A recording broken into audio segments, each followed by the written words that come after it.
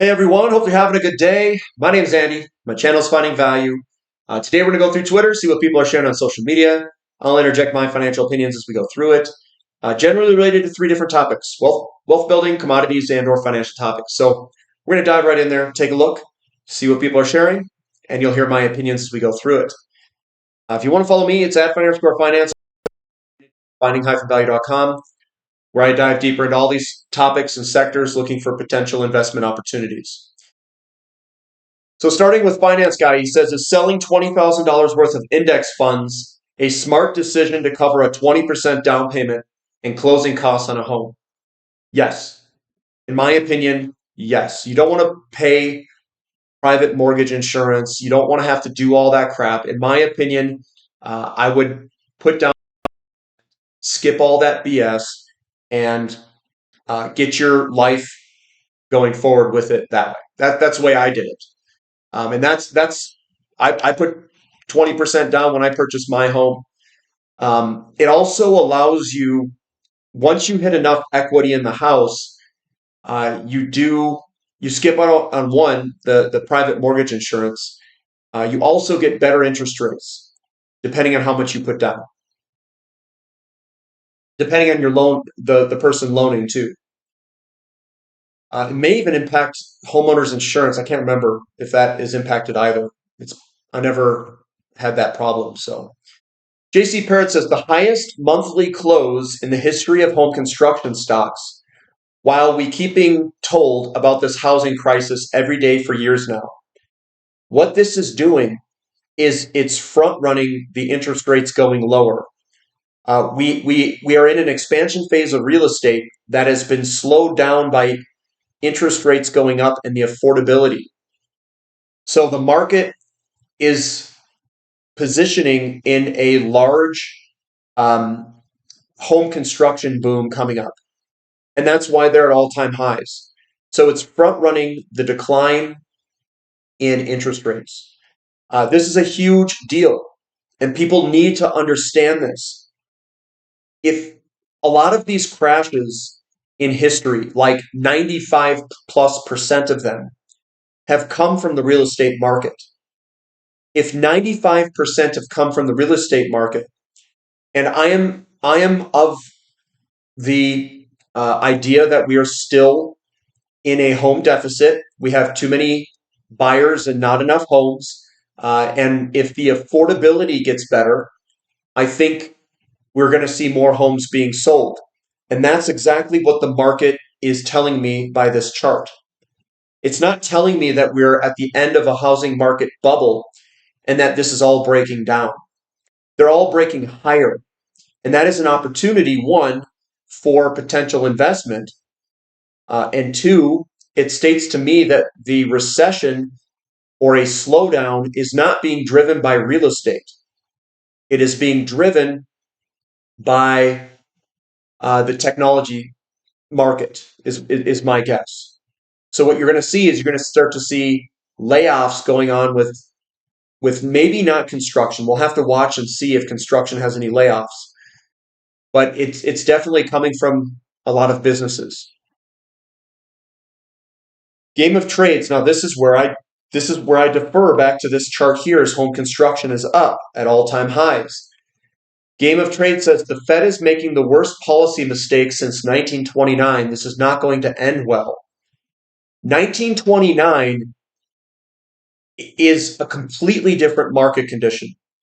1929 has the same market condition as 2008. And even before that, the housing market went into a deleveraging phase and caused that crisis and recession. In the mid-1920s, we had a gigantic real estate boom. And that boom went bust, and we had a lot of deleveraging. Deleveraging means that credit is destroyed. It is deflationary for a deleveraging event. And that deleveraging occurred in the late 1920s, which then brought the stock market down in 1929. It is by far not a great comparison to today. We've got low foreclosures. Inventories are not that high. and home builders are continuing to go up. Completely different market condition. And in my opinion, the two are not even, you can't compare the two. You can compare a fractal where the herd creates and behaves in a certain way, and you could overlay that on the S&P 500 maybe, or maybe over the NASDAQ, but it's not the same drivers. And that is where you want to get to the root cause. This is what I learned in engineering and solving problems. You don't want to look at the surface level stuff. You want to get to where the root of the problem is. And if you want to fix it, you must fix the root of the problem. Cancer is a symptom of a problem, and it's most of the time it is diet related. Most of the time, not all the time, but most of the time. Or it's related to something that you were exposed to. So when looking at these things, you want to get to the root of the problem. What is causing the slowdown and why? Because it matters. It matters hugely because it's going to determine what assets you should be investing in for the future based off history. Lawrence McDonald says markets are speaking. The U.S. yield curve turns positive for only second time since 2022 in Bloomberg. And if this does come up, we could get a slowdown. That's the bear steepener here coming on up. So that's what's going on. And that's why we're seeing some selling pressure. Now, I'm sure you guys are wondering, well, is oil going to continue lower and all those things? I don't know because it's the sector fundamentals versus the macro picture. And generally, the macro picture will win for a period of time. And we may get a big pullback in crude oil off this fears of a recession, and maybe a recession does come. But then I think we're going to outperform after this little slowdown. It's going to be a huge opportunity to buy shares at some point in the future here in some of these sectors that do pull back. I don't think the commodity bull market is done because every time in history we've had these big home construction booms, that is when we go up with commodities. Now, home construction can be impacted, and we could go lower in the short term with this yield curve on inverting and a lot of selling pressure. That very well could happen. And I know people are looking at short-term market movements to basically create their narrative. So they see something go down, oh, it's bad. They see something go up, oh, that's great. And then they flip-flop very quickly. The drivers here are the yield curve going up and down. Those are a lot of the drivers there. So if this is coming back up, generally speaking, that's when the markets slow down. You'll get a slowdown right when this is coming through. And then gold and silver generally do well. And gold and silver will be the first to respond if they do stimulus, any type of stimulus, if they do that. And then your inflation stuff comes behind that. The Kobayashi letter says, breaking, U.S. job openings dropped to 7.67 million in July from 7.91 million in June, the lowest level since January 2021. U.S. available vacancies materially missed expectations of 8.09. Since the March 2022 peak, job openings have declined by a massive 4.5 million, or 38%. It says the most notable drop was seen in construction openings, which fell to 248,000 in July, their lowest since October of 2020. Meanwhile, the ratio of job vacancies to unemployed workers fell to 1.07 in July, in line with 2018 levels. The U.S. labor market is now weaker than it was before the pandemic. And I don't know if this is a great indication of being weaker. I mean, if people are getting jobs and they're filling the jobs, isn't that a good thing? So don't you want job openings to go down as jobs get filled? But maybe there are less openings out there, and people aren't getting jobs. Maybe. Coming down, midweek update released. Says this is what did well last time. The U.S. experienced stagflation. Energy equities up 73%. Now here's the thing, and I don't know if people understand this. Actually, let me pull it up here and get you guys caught up. So we'll go with crude oil here. So crude oil Hopefully that goes back into the 70s, which it doesn't, but US oil does. So we go to US oil. We go back to the 70s here. We'll do this off a line chart. And this was the 70s bull market here, this big move up. We had a consolidation that we broke out, and we broke out after that consolidation. We did that also we had a breakout in 99 and a retest in 2002. We have the same thing, a breakout in 2021 and a retest going on right now. We're at that retest level. And this is our slingshot back for a big move to the upside. Anyway, going back to here, I want to put gold in here. So if I put gold in here as well, gold, and I'm going to put it in a new pane so it doesn't disrupt it. What you're going to see is you're going to see oil. Oil didn't really make this big move in the beginning. Gold did. Gold led that move. And then if you look upwards at the peak of gold in 74, we saw a big move in oil in 74 higher. And then we have the pullback in gold, and then we just stair-step slowly up as gold ripped it later 1970s. And 79 is when oil took off and rocketed again. So it was mainly two big areas. Gold took off first, oil second, and then as oil went up, gold consolidated. That is the cycle. So gold and oil did not go up together. They went up at separate different times. Gold went up when the yield curve was uninverted. So we have a recession in this time frame, which occurred here, and that's when gold ripped it. And then when gold stopped going up, that's when oil ripped it. I have a feeling that we are doing the same exact thing today. Gold's going to rip it, which we are seeing over here. Gold is ripping it right now. Oil's doing its pullback, and that deals with the uninversion of the yield curve. It deals with the slowdown.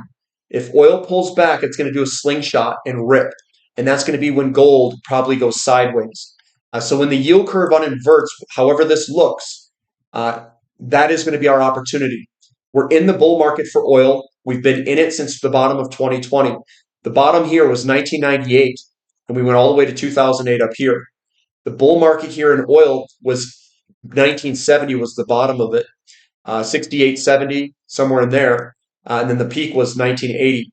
So these 10-year bull markets, for the most part, are going to occur, and this will probably run till 2030, somewhere out here, and it's going to go way, way up. So that's what we're getting prepared for, is this bull market in oil. Gold's our leader, and our gold's taking off, and it's front-running stimulus, slowdown, and all those things that we're seeing in the market.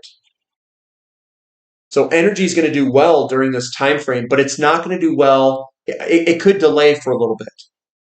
Don't confuse and overlay all this together and say it went up the entire time.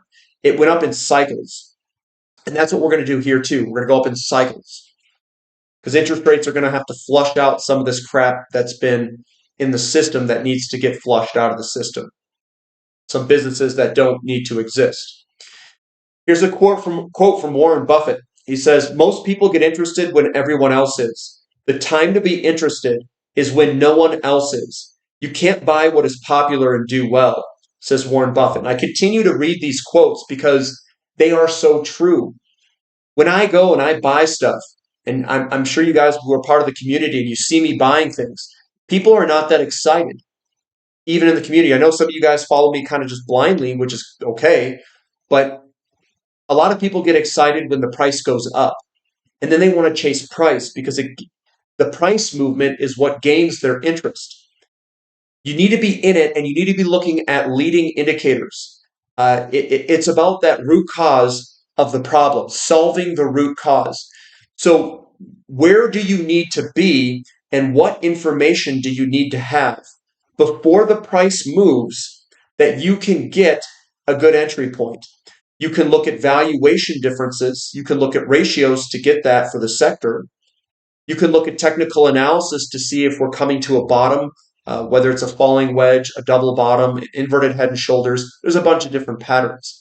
And there's things where you get good enough where you're going to have to be patient with no matter what you use.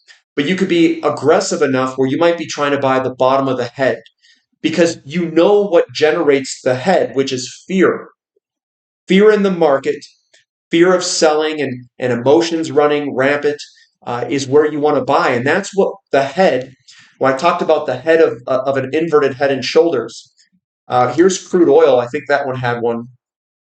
We go to the yearly here, and then we back out, and I can show you this selling pressure head here. That was created by fear in the market, a bunch of fear, and then the shutdown. And then what it created was basically a big shoulder, a big huge head, and then another shoulder. It's an inverted head and shoulders pattern with a move higher. You can also pair that with yields. The 10-year yield during that same time frame had an inverted, had a double bottom pattern. Let me here's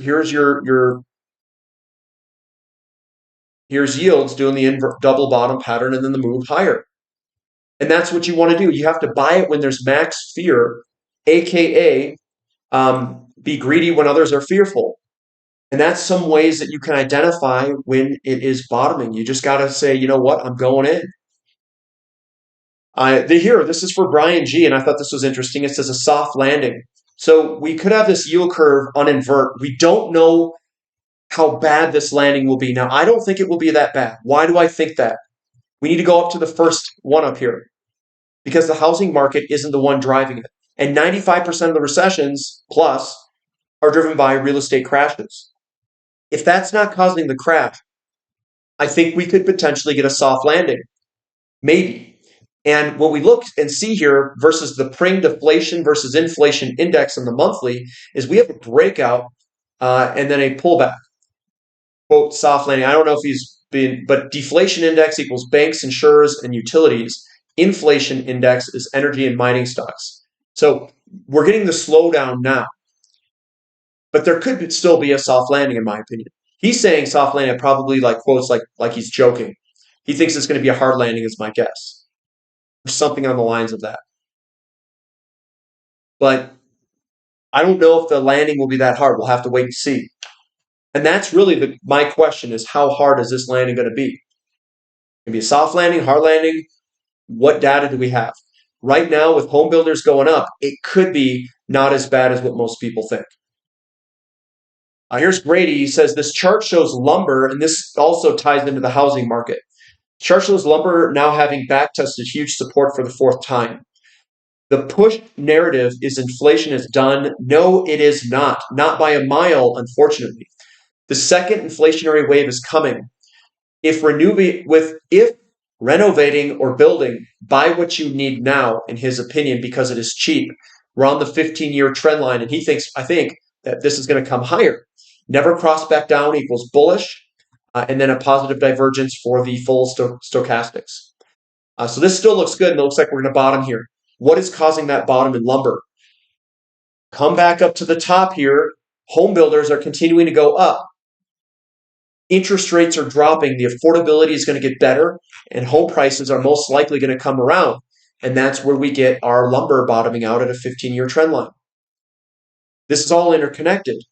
And I don't think people are looking at this from like a big picture view and connecting all these data points.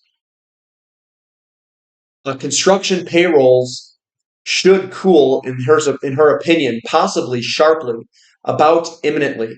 Our leading indicator leads about 7 months. It's about that time. So I'm using people's information, and this person thinks that we could potentially get a construction jobs cut. And that could hurt. That could hurt, but we're not seeing that in the home builder stocks yet. So which one's right? And I'm trying to get all the information and conflicting information if I can. So construction jobs haven't fallen yet, and we'll see if that actually materializes. This is usually a leading indicator of a slowdown. Same with housing starts. And housing starts have pulled back some, definitely. This inflation versus deflation index ratio chart has been in a range for 8 years. However, now it is a very probable false breakout in the making, which should send it sky high. Getting prepared for the second inflationary wave is now imperative. And this is the inflation index versus the deflation index monthly 10-year chart. So here's the cool thing. This guy up here is looking at it from this perspective. He has deflation versus inflation saying, ho, ho, ho, soft landing, sure. And then you've got Grady down here who has inflation index versus deflation index. The monthly 10-year chart, he's saying very probable false breakout. This is the slingshot for the move higher. Well, which one is it? This is where you need to get the background information. What are home builders doing? They're usually ones that jump before inflation. Well, they're at all-time highs. So this carries more weight than what you think. If we had deflation, this should be crashing.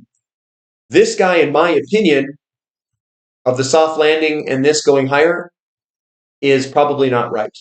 Because he's not looking deep enough. He's only looking at one chart. He's not looking at the background root cause of what deflation and deleveraging is necessarily. And yes, in the short term, we could get some crappiness. And this could stay down there for a little bit before a huge breakout. What could cause the inflation index breakout? More credit being created against new homes, which that is going to all-time highs. And we could get some stimulus from someone, whatever it is. Could be fiscal spending too. Fiscal spending at 7-8% deficit, which is what it's at right now. So this very well could be a false breakout, according to Grady, and I would side on the Grady side because we've done a wave one move in all of these things that we look at. So when we look at this, this is our interest rates. We've done a breakout, and this is the slowdown here, but then it's going to go higher, in my opinion. So we get these big moves, lower, higher, lower, and higher. And this is going to get a return move and then a break to the upside. So we're going to see higher interest rates after this slowdown does occur in the short term. Here's another cool thing. If you guys want to see this, I'm going to add in gold. And then I'll put gold in a new pane, and hopefully, it doesn't go all the way back then. But gold went up very well during this increasing interest rate environment. Went up. It was held under a gold standard there. Let me see if we have, I don't know if silver goes back that far. Silver. Oh, silver does go back that far. Here's logarithmic. So the silver was in a downtrend all the way to the bottom when interest rates bottomed here. And then we went up during the increasing interest rate environment where bonds didn't want to be held, but people bought silver, gold, hard assets.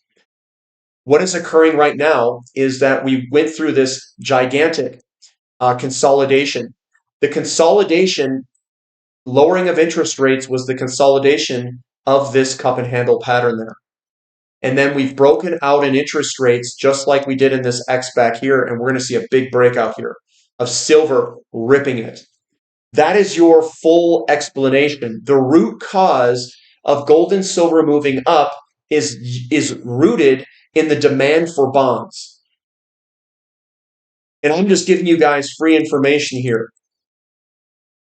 This is like gold, in my opinion, that I just shared there. So inflation is going to go up by a mile because the yields have broken out. They have broken out, and you guys need to get as much information about this because this will continue higher, and gold and silver are going to go up, and same with oil. Oil is going to rip under these conditions, in my opinion. So Amy says, I hear people say everyone has a college degree now. False. 37% of Americans have college degrees. So when we talk about things like student loan forgiveness, understand that 63% of the tax base is paying for someone else to have something that they don't even have. Well, I hate to say it, but the majority of people who don't have college degrees that have jobs that pay hourly wages, a lot of them, probably don't even pay taxes.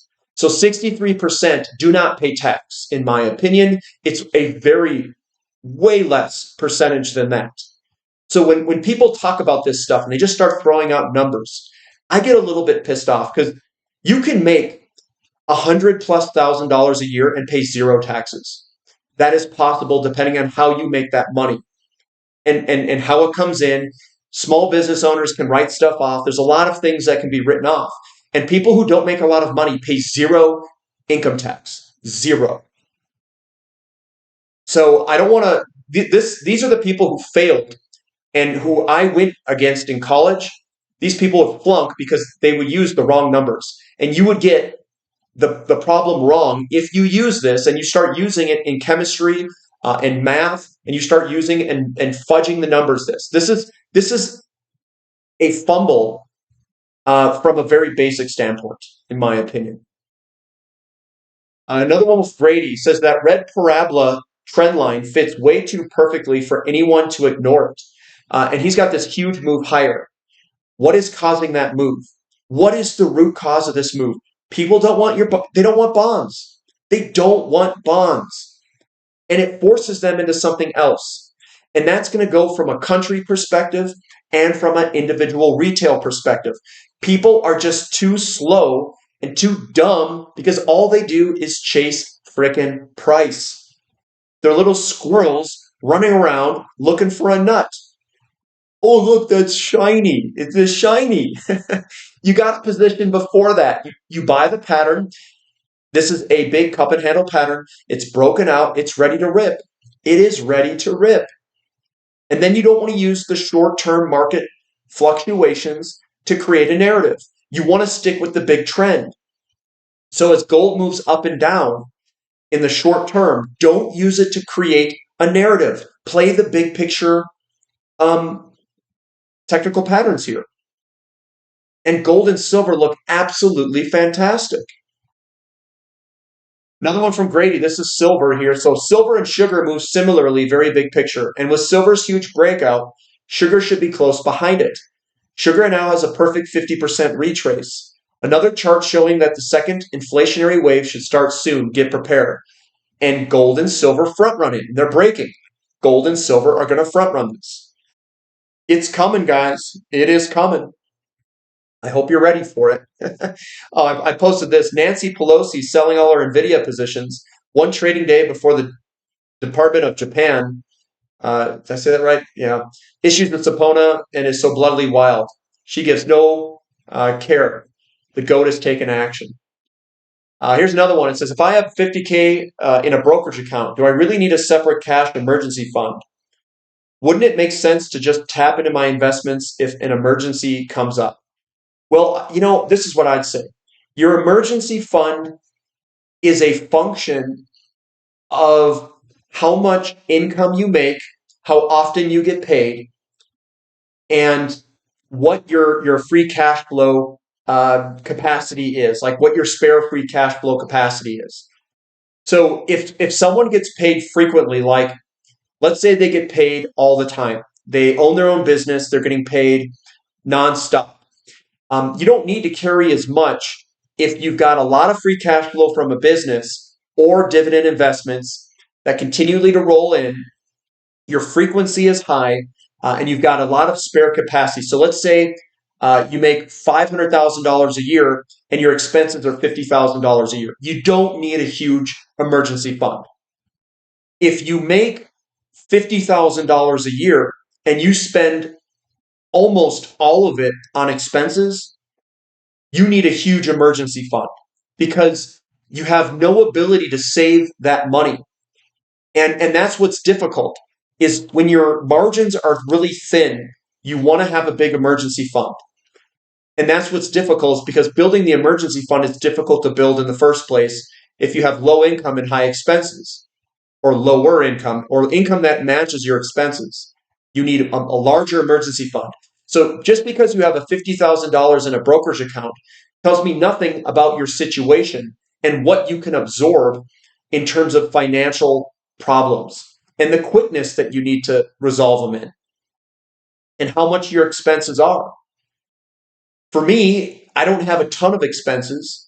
I would say they're pretty muted, and I can go pretty deep into cash accounts, and then I can start to hit other things. It gives me time. I also have multiple cars, so if a car breaks down, it's not a crisis. I can just go in my other car and drive it around. It's not a big deal. But for some people, it could be a big deal if it's your only car and you only have one car. So it really depends on the person and how deep you want to get with your savings. I would say having a couple months of emergency fund of expenses is at a minimum. And then when I don't think you need a year's worth. But if you've got good income and you have a good margin of savings per month, then I think 2, 3, 4 months is easily doable if you've got a brokerage account and other investments. Yeah, so I don't think you need a ton, but it depends on how much you can catch back up and how stable your income is and where it's coming from. The more streams of income that you have, the more stability and resiliency you have in the system. And what I'm doing is I'm getting a lot of financial income from dividends and stuff like that. Then I get income from other areas. So I'm building resiliency into my life, multiple streams of income. Peter Sutherland says OPEC is not going to tank the oil market. Clickbait headline drive views, but seldom reflect reality. Global inventories are falling. Libya is still offline, and a ceasefire remains elusive. USO role exacerbating the move today.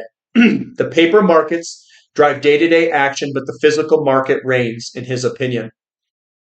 So that's what he has to say on that. But that's all I've got for today, guys. So we'll end it there. Give me a thumb up for the content. Subscribe to the channel. And we'll catch you guys next time. This is Finding Value.